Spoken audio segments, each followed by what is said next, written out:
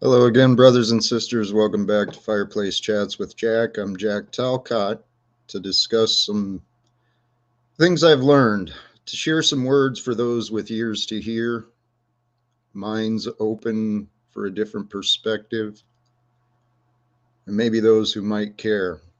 Today, I want to talk about the disease of selfishness and insecurities. They are a disease. They're a disease of our minds. This selfishness and insecurity that many of us people, human beings, feel. It's a product of our egoic societal conditioning. So try not to get hung up on the words I say. Try to understand the meanings, because the words I'm saying about identifying your ego mind, your ego conditioning, well, it's got these self-protective mechanisms in there. It will create confusion within you in order to avoid receiving what is different than previously known. See, and that's a sign of our insecurities. We have a world that profits from trauma, from confusion, from deceptions, manipulations, and all of these things must be enabled. The only way evil can survive is if it's the only way bad can continue is if good men and women stand by and do nothing. So what would cause a good man or a good woman to stand by and do nothing as evil is happening? Obviously insecurity, obviously lack of confidence. So why is that so rampant in today's world? Turn on the news. There's evil afoot. It's in our governments, it's in our corporations, it's in the law enforcement, it's in the legal systems, it is everywhere. It's in the neighbors' homes. There's child abuse, there's spousal abuse. This is a diseased world. Cure yourself of your disease. Selfishness. Selfishness is a disease that spreads. Because selfishness, let me back up. I mentioned the way this society profits from trauma, and trauma can be the human mind, the human psyche is actually a fragile concept. A child's mind can become easily confused, and if they don't have someone to connect to feel safe, well, then their mind creates habits of insecurities. They blame themselves, they blame others. And then what we do with these insecurities, we feel small, we feel helpless in this world. And when we feel small and helpless and trapped, well, then we feel selfish because we've got everything to lose. We don't have much, we have to protect it. And so you will see the symptoms of insecurity, you'll see the symptoms of selfishness two ways: either through extreme arrogance, trying to control those around, trying to manipulate others and make the world fit the limited beliefs that we hold. Or the other sign of the insecurity is try and fade away. And we're complex people. We're very dynamic. Every one of us is. I used to do both of those things. I was an insecure man who was selfish. I was selfish with my love. I didn't think people who didn't think like me, they didn't deserve my love. They didn't deserve my care. They didn't deserve my attention. Boy, was I wrong. See, and when I was withholding my love, what I ended up doing to overcome my own insecurities, my own lack of self-worth, I found myself diving into the problems of others, and I carried the weight of many other people. I carried the problems of so many people on my shoulders while I ignored my problems. And my problems were me. I bet your problems are you. See, these conditioning of selfishness and insecurities, we give away. I want to say we're robbed of the confidence, but we give it away. We give away our confidence. We give away our self-love. We give away our self-respect when we make excuses and when we blame other people.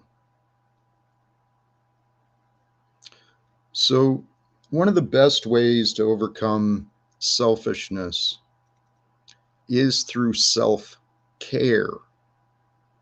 Okay? And the only way you care about things is to sacrifice time, attention, willingness, interest. You've got to sacrifice your time, attention, and willingness, your old beliefs, and then go within. And when you go within with love, with compassion, with purpose of healing you, loving you, finding reasons to love you, to take care of you, to cure your mind of the disease. The disease is the egoic conditioning of this world.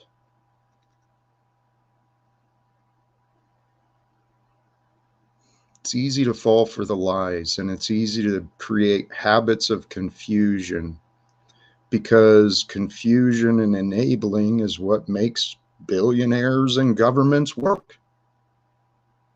The only reason billionaires exist is because the masses are selfish just like them.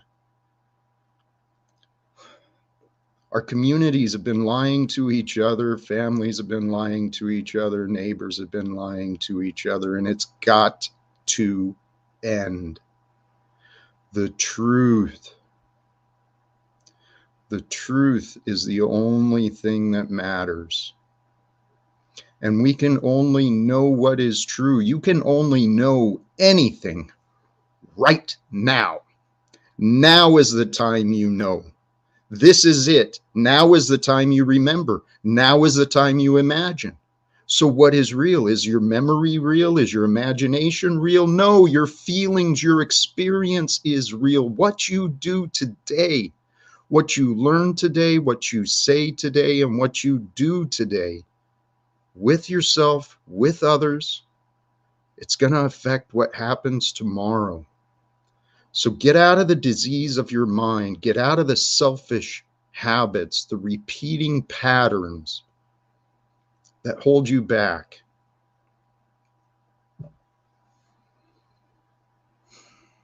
Surrender. Surrender to the facts that you know. That just reminded me, another disease of selfishness and insecurities is we create our own ignorance. When we feel selfish and insecure, we want to protect our narrow beliefs. We want to fight to blame and fight to protect our excuses.